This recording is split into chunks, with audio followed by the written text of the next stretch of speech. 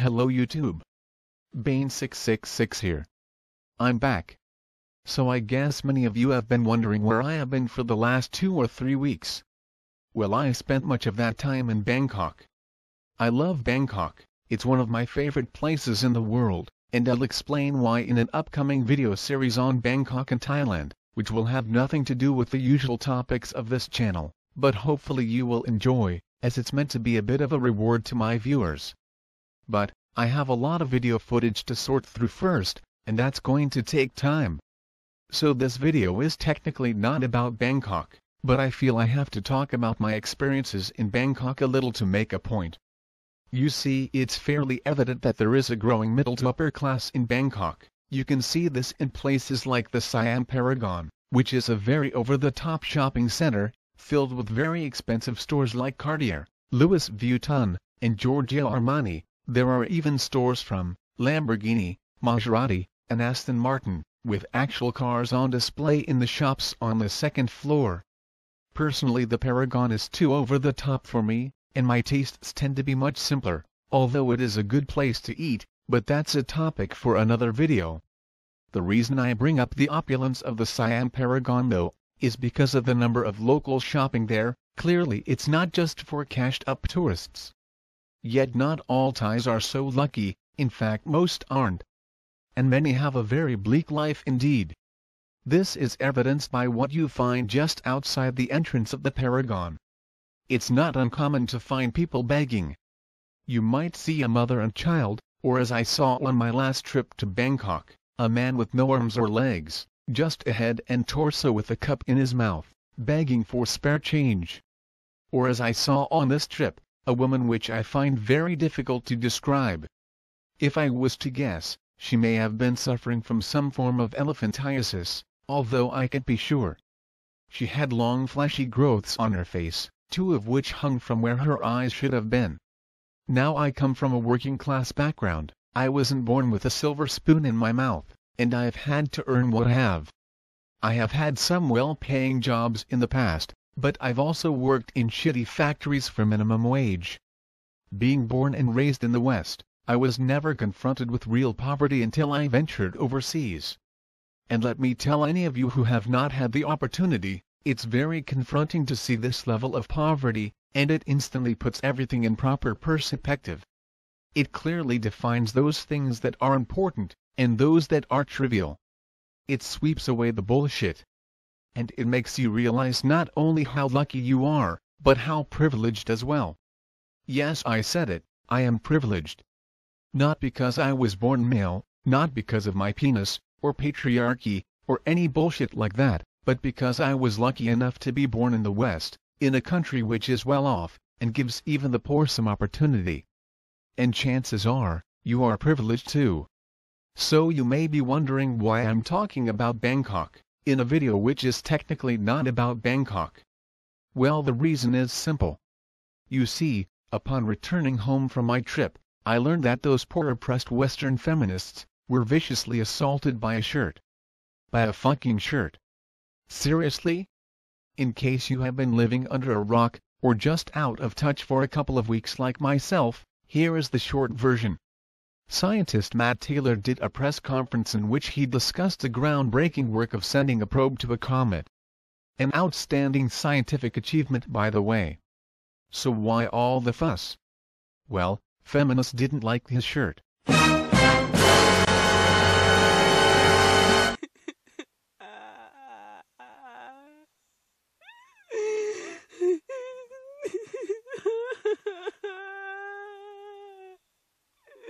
I kid you not.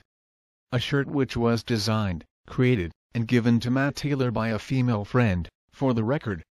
Now I don't doubt that there are legitimate issues facing both males and females in the West. And just because we are more privileged than those outside the West, doesn't mean we shouldn't be tackling those issues. But let's be real here for a moment. Western feminists claim that they are oppressed. Well, let me be blunt, if you have the freedom, the time, and the luxury, to make such a fuss over a shirt, then you are not fucking oppressed, you are in fact, in every way privileged. Because there are those outside the West, who spend every single day, just struggling to survive. Let me repeat myself, we do have legitimate issues in the West, for both males and females, but we are not oppressed, and compared to the rest of the world, not only are we lucky, but we are very privileged. And when feminists constantly scream oppression, while ignoring their own privilege, and spend their time and energy fighting trivial fucking issues like a shirt, then it just goes to show how corrupt and delusional they are. You know, I could understand their fuss if the shirt had a message of hate on it, for instance if it said, "I hate women," or, "All women are bitches," or something like that. If that was the case, I could understand them being upset, I could understand people being pissed off. Yet there was no ill intent in this case, no malice, no hate. Unlike the shirt worn by feminist Jessica Valenti. Typical feminist double standards yet again.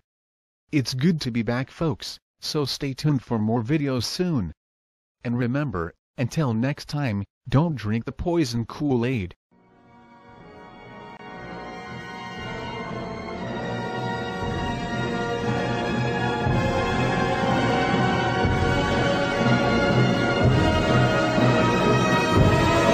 Years ago, I saw a feminist astronomer on CNN, and she told the interviewer that the phrase Big Bang Theory was sexist and off-putting to young women. Well, today, gender activists with a similar mindset are having a fit because a noted astronomer appeared at a press conference wearing a mildly risque shirt. Well, what's going on? Sudden, all of these stories that should have nothing to do with gender issues are being politicized for either one side or another side, and it's driving me absolutely insane. The recent story that involved this ridiculous battle is a story involving Dr. Matt Taylor. He is a project manager of a very successful mission known as the Rosetta mission. The Rosetta mission successfully landed a probe on a moving comet. This is the first time scientists were able to do it successfully. In fact, the comet is moving at 85,000 miles per hour. It is an unprecedented project that scientists have successfully done. Of course, there might be some issues with Philae, which is the name of the probe. They're not sure whether or not it will secure properly onto the comet, but nonetheless, they were able to do this, and it was a 10-year project. It was a success for the most part, and instead of focusing on that, everyone is losing their shit over what Dr. Matt Taylor wore during a press interview. Now, Matt Taylor is a brilliant astrophysicist, and he was a key member of a team that managed to land a space probe on a comet that was moving about 100,000 miles per hour, 300 million miles away. But for many gender activists, it was the shirt that he wore at a press conference that riveted their attention. Now, the shirt was an eccentric fashion choice, but his elaborate tattoos are unusual as well.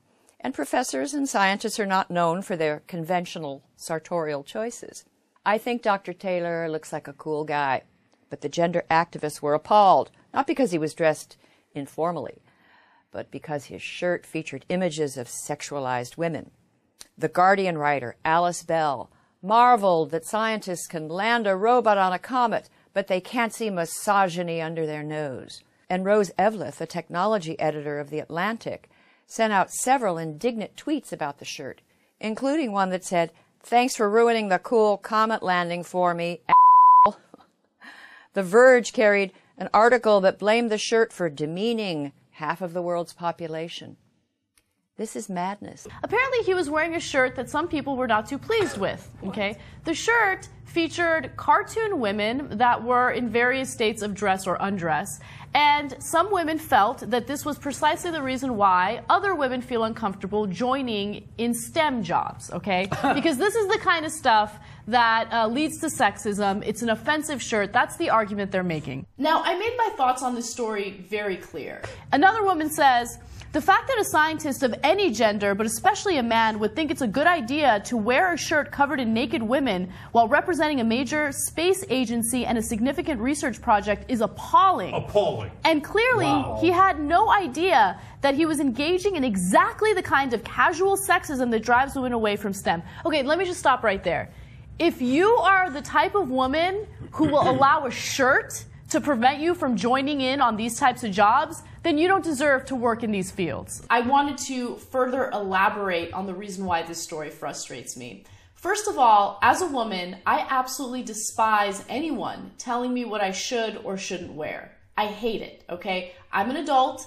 I know what I should and shouldn't wear. And to have a man tell me I shouldn't wear something because it's offensive, or to have a woman tell me that I should maybe cover up or show more skin, would drive me absolutely crazy, right? Because at the end of the day, I want people to focus on my substance, not what I decide to wear, okay? Now, the argument that what he wore, what Dr. Matt Taylor wore, is offensive, I think is a little silly because, to be quite honest with you, a female friend made that shirt for him, and it features cartoon women in various states of undress.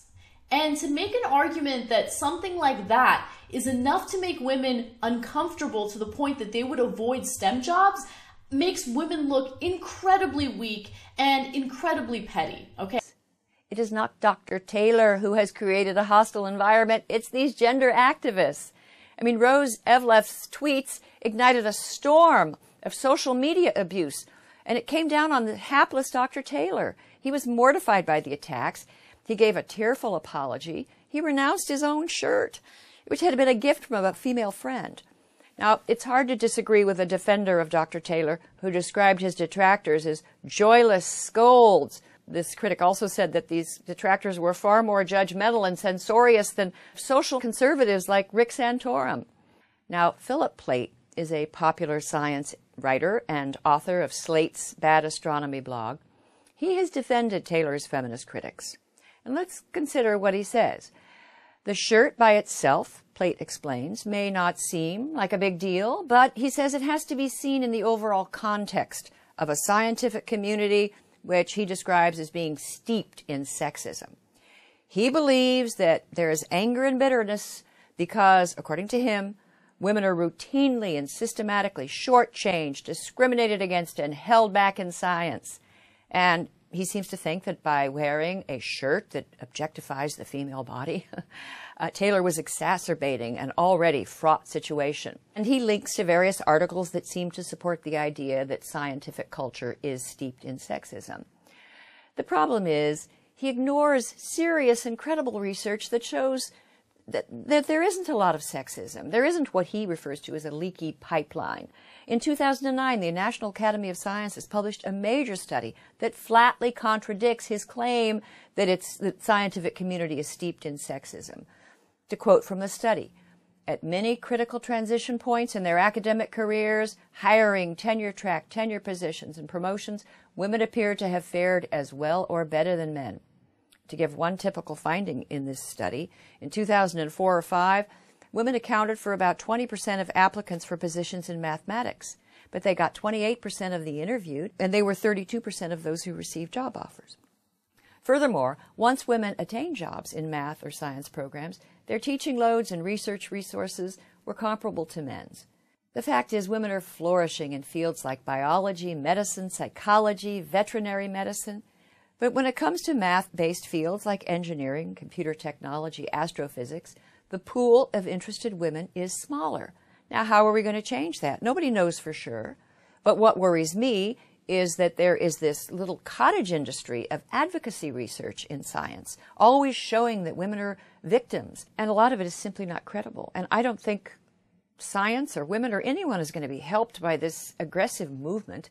Boris Johnson, the mayor of London, he wrote a great article in defense of Dr. Taylor, and he was appalled that the doctor was coerced into an apology. He compared it to a scene from Mao's Cultural Revolution when sobbing intellectuals were forced to confess their crimes against the people. Well, I think he's right. And his accusers, they've not only bullied an innocent man, they're damaging feminism. I mean, feminism is supposed to be about liberation and the pursuit of happiness, not prudery, authoritarianism, policing men, or panicking over sexuality. I do not deny that there is a hostile work environment in these STEM jobs, and as a result, women feel uncomfortable entering those jobs. However, to pinpoint this very specific instance and say that this casual sexism leads to women not wanting to join these fields is absolutely ridiculous. Let's point to real instances where sexism exists. If you're going to point to something like this, it belittles actual instances of sexism, and that's the reason why I have such a huge problem with it. And instead of carrying on about a shirt The feminist bloggers and science writers should have focused on some of the fantastic women on Taylor's team, like the Swiss scientist Katrin Allweg and the planetary scientist Monica Grady. Here's a picture of the brilliant Dr. Grady in a photo with Taylor. Now, she doesn't seem to be intimidated or ostracized by the shirt, and I bet she can handle the phrase Big Bang Theory.